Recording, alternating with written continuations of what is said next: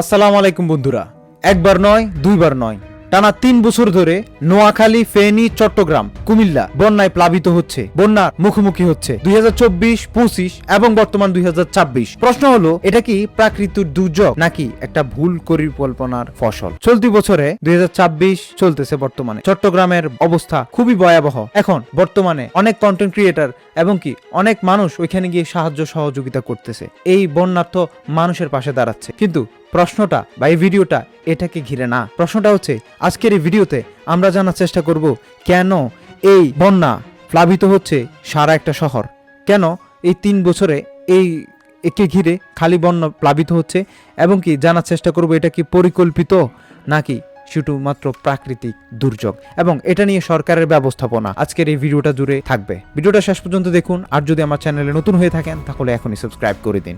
আগে এরকম বৃষ্টি প্রতিনিয়তই হতো, প্রতি বছরই হতো, ক্ষতিও হতো, কিন্তু এত বারবার বন্যায় প্লাবিত হতো না। এর অনেকগুলো কারণ আছে। 1 নাম্বার, অপরিকল্পিত নগরায়ন, খাল ভরাট, পানি চলাচলের স্বাভাবিক ব্যবস্থা বন্ধ করা, ড্রেনেজ ব্যবস্থা পর্যাপ্ত নয়, এবং পাহাড় কাটা, জলবায়ু পরিবর্তনের ফলে অল্প সময়ে অতিরিক্ত বৃষ্টি। আপনি কি চিন্তা করেছেন এই বন্যায় প্লাবিত মানুষগুলো আজকে কত অসহায়? আপনি, আমি এই জায়গায় যদি থাকতাম তাহলে কেমন হতো? অনেক কষ্ট জীবনযাপন করতেছে।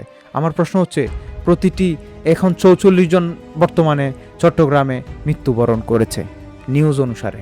তো আমার কথা হচ্ছে, এটা আমাদের কাছে শুধুমাত্র একটা সংখ্যা লাগে, এটা আমাদের কাছে, সরকারের কাছে 44টা মাত্র সংখ্যা। কিন্তু চিন্তা কি করেছেন, 44 জনের মধ্যে একজন যদি আপনার পরিবারের মধ্যে কেউ থাকতো, তখন আপনার অবস্থা কেমন হতো? নিশ্চয়ই খুবই ভয়াবহ হতো। সেই জায়গায় যদি আপনি থাকতেন, আপনার অবস্থাও খুবই ভয়াবহ হতো। কিন্তু প্রশ্ন হচ্ছে, এটা নিয়ে সরকার কি ব্যবস্থা নিচ্ছে আদৌ? প্রতি বছরই আমরা এই বন্যায় প্লাবিত হয়, এবং প্লাবিত হওয়ার পরে কিছু মানুষ যায়, অনেক মানুষ যায়। এটা অনেক ভালো যে আমরা সাহায্য সহযোগিতার হাত বাড়াই, প্রত্যেকটা জেলা থেকে প্রত্যেকটা মানুষ, প্রত্যেকটা কন্টেন্ট ক্রিয়েটর হাত বাড়িয়ে দেয়, অর্থনৈতিকভাবে, শারীরিকভাবে গিয়ে সাহায্য সহযোগিতা করে আসে।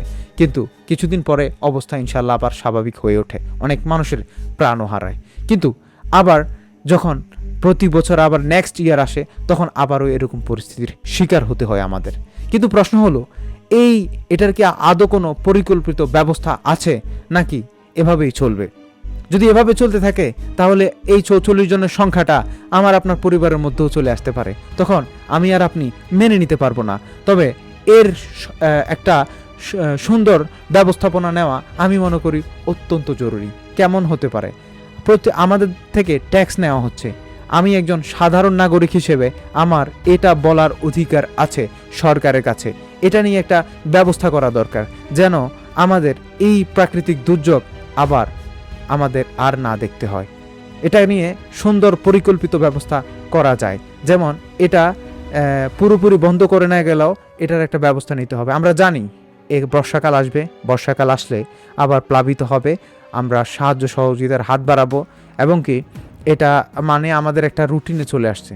কিন্তু আমাদের দেশে প্রাকৃতিক দুর্যোগ ব্যবস্থাপনা সংস্থা, মন্ত্রণালয় অনেক কিছুই রয়েছে। আমি একজন ছোট্ট মানুষ, আমার এই ধরনের জ্ঞান নাই, তবে আমি একজন সাধারণ মানুষ, কারণ আমার এটা বলার অধিকার আছে। হয়তোবা আমার আপনার পরিবার প্রতি বছর এভাবে সমস্যার সম্মুখীন না হতে হয়, সেটা নিয়ে ব্যবস্থাপনা আমাদের একান্ত প্রয়োজন। আপনি কি চিন্তা করেছেন এখনো, বন্যা এটা সাধারণ জিনিস নয়, এটাকে ব্যবস্থাপনার জন্য এগিয়ে আসা আমাদের প্রত্যেকের দরকার, প্রত্যেক সরকারের দরকার। তো আমার কথা হচ্ছে, এবং অনেকেই বলতেছে এটা নাকি পরিকল্পিত, এটা সাধারণ না। অনেক মুরব্বীরা যারা মুখে মুখে বলতেছে, তারা বলতেছে কি যে আমরা আমাদের জীবনে এরকম বন্যা কখনো দেখিনি।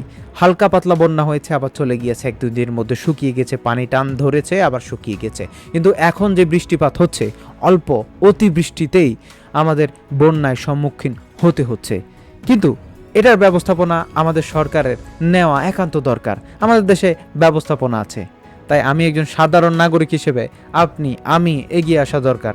ইনশাআল্লাহ চট্টগ্রামবাসীকে যেন হেফাজতে রাখে, সুস্থ রাখে, আর সবাই চট্টগ্রামবাসী এবং পুরো বাংলাদেশের জন্য দোয়া করবেন, এবং প্রতি বছর যেন এরকম বন্যা আমাদের আর না দেখতে হয়, সেটা নিয়ে একটু ব্যবস্থাপনা করা অবশ্যই দরকার।